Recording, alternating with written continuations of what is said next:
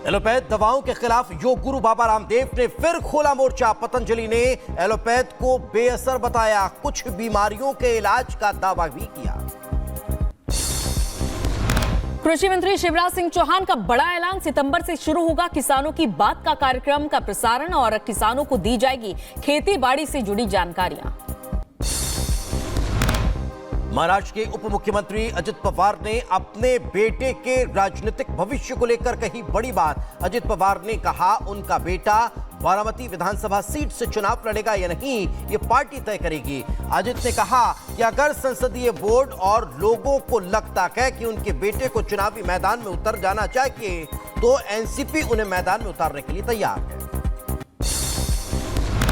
महाराष्ट्र के उप मुख्यमंत्री अजित पवार ने अपने चाचा शरद पवार के साथ जाने पर फिलहाल टिप्पणी से इनकार कर दिया है और कहा है कि राज्य में सत्तारूढ़ महायुति महागठबंधन के हिस्से के रूप में आगामी विधानसभा चुनाव लड़ेंगे।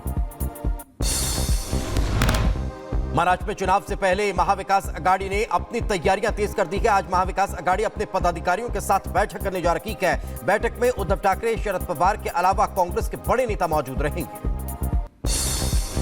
यूपी के कैबिनेट मंत्री अनिल राजभर ने पीएम मोदी के धर्मनिरपेक्ष नागरिक संहिता के बयान का समर्थन किया और कहा कि लाल किले के प्राचीर से प्रधानमंत्री ने जो बातें कही है हम उसका अभिनंदन करते हैं, स्वागत करते हैं।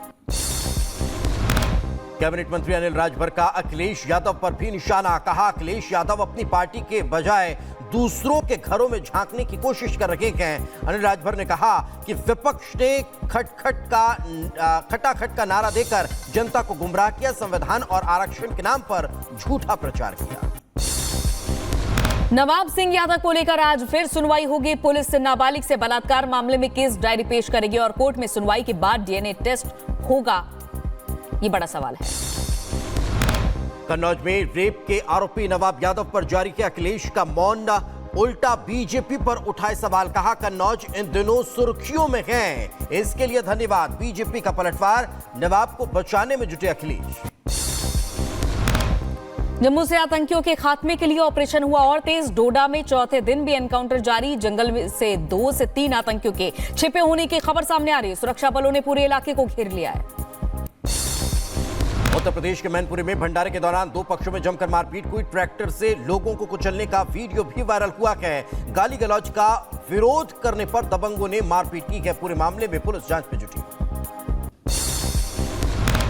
मध्य प्रदेश के विदिशा में स्वतंत्रता दिवस के कार्यक्रम के बाद मंच पर लगे पाकिस्तान जिंदाबाद के नारे। बीजेपी ने पुलिस से की मामले की शिकायत। सोशल मीडिया पर वीडियो भी वायरल हुआ। इसके बाद पुलिस ने एक शख्स को हिरासत में लिया और पूछताछ शुरू की।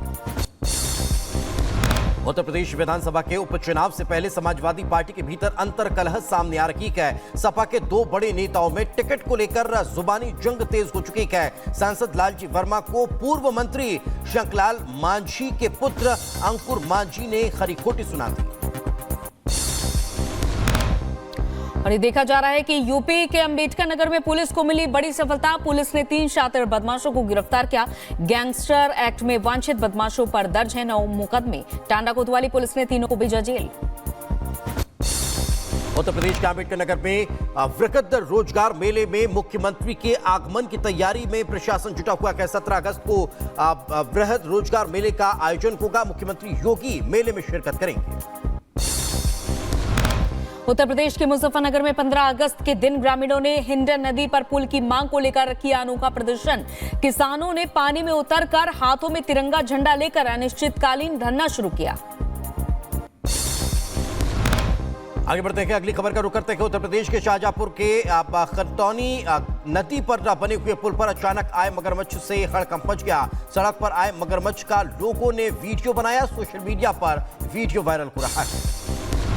यूपी के शाहजहांपुर में घरेलू विवाद के बाद एक भाई ने शारदा नहर में लगाई छलांग तो दूसरा भाई बचाने के लिए कूदा।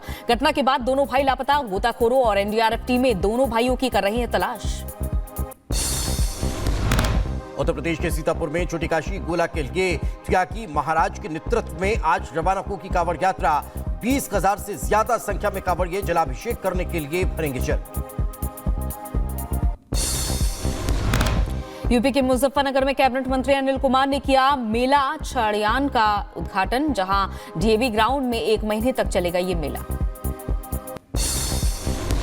मध्य प्रदेश के नर्मदापुरम में तवा डैम का जलस्तर बढ़ा। जलस्तर बढ़ने के बाद तवा डैम के 5 गेट खोल दिए गए हैं और डैम से 42,000 क्यूसेक पानी नर्मदा नदी में छोड़ा गया।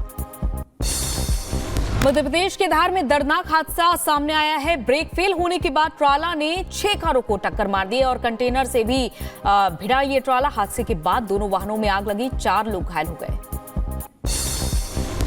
मऊ में तेज रफ्तार स्कॉर्पियो गाड़ी टायर की दुकान में जा घुसी। बाल बाल दुकानदार की जान बची। सीसीटीवी कैमरे में कैद हुआ हादसा।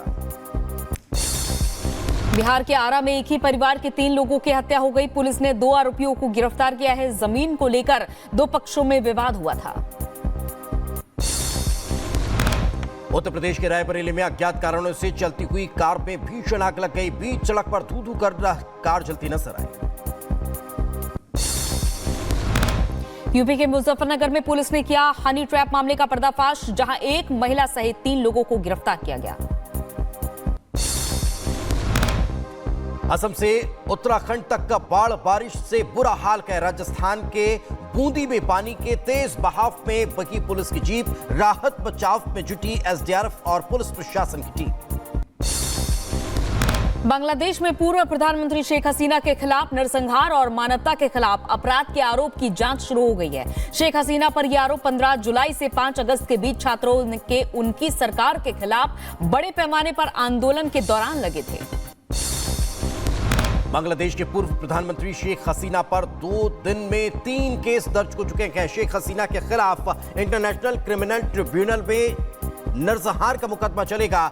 यूएन की निगरानी में जांच कराएगी अंतरिम सरकार।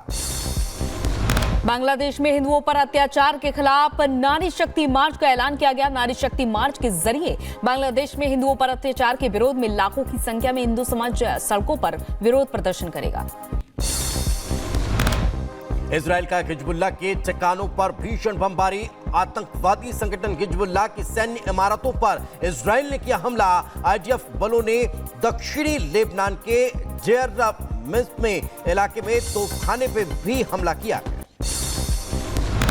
इजराइल का हमास के खिलाफ एक्शन तेज। राफा में फिलाडेल्फिया कॉरिडोर के एक क्षेत्र में लगभग 50 हमास आतंकवादी सुरंगों को ध्वस्त कर दिया गया। आईडीएफ ने जारी किया ड्रोन फुटेज। इजराइल के तेल अवीव में जोरदार प्रदर्शन। गाजा में बंधकों की रिहाई की मांग को लेकर इजराइल सरकार पर बनाया दबाव। हजारों प्रदर्शनकारियों ने गुरुवार को तेल अवीव में मार्च किया और मांग की कि इजराइल सरकार गाजा में बंधकों की रिहाई के लिए समझौता करे। तो वहीं आगे बढ़ते हैं खबरों में, जहां रूस का विमान दुर्घटनाग्रस्त हो गया है। इरकुत्स्क में ये नियमित लड़ाई के दौरान तकनीकी खराबी के कारण एक रूसी Tu-22M विमान दुर्घटनाग्रस्त हो गया। रूसी रक्षा मंत्रालय के अनुसार चालक दल के सदस्य विमान से बाहर निकल गए हैं। जेलेंस्की का बड़ा दावा, कहा रूसी क्षेत्र में घुसपैठ के बाद अब उनकी सेना का कुर्स्क क्षेत्र में शकर्रा सुजात पर पूरा नियंत्रण है। यूक्रेनी सैनिकों ने जारी किया वीडियो में पकड़े गए रूसी टैंक के साथ युद्ध से लौटते दिखाई दे रहे हैं यूक्रेनी सैनिक। नासा के अंतरिक्ष यात्री मैथ्यू डोमिनिक ने इंटरनेशनल स्पेस स्टेशन में कैमरे में कुदरत का करिश्मा कैद किया है और वीडियो में चंद्रमा का अस्त और सूर्य का उदय हो रहा है। अफगानिस्तान सरकार को उपहार में दिए गए भारतीय हेलीकॉप्टर। जश्न के दौरान तालिबान परेड में शामिल हुए थे भारतीय हेलीकॉप्टर। ओमान में बाढ़ का कहर, सड़कों पर भरा पानी, गाड़ियों की धीमी पड़ी रफ्तार। शक्तिशाली तूफान डाना ने स्पेन में लावसी बंदरगाह पर तबाही मचा दी। 100 किलोमीटर प्रति घंटे की रफ्तार की हवाओं की वजह से समंदर में कई बोट्स पलट गई। अमेरिका के टेक्सास में तालाब में डूबी कार में सवार महिला का पुलिस ने रेस्क्यू किया। बॉडी कैम में रिकॉर्ड हुई महिला के रेस्क्यू की तस्वीरें। उधर विश्व स्वास्थ्य संगठन ने मंकी पॉक्स वायरस को लेकर बड़ा ऐलान किया कि मंकी वायरस को घोषित किया गया वैश्विक आपातकाल।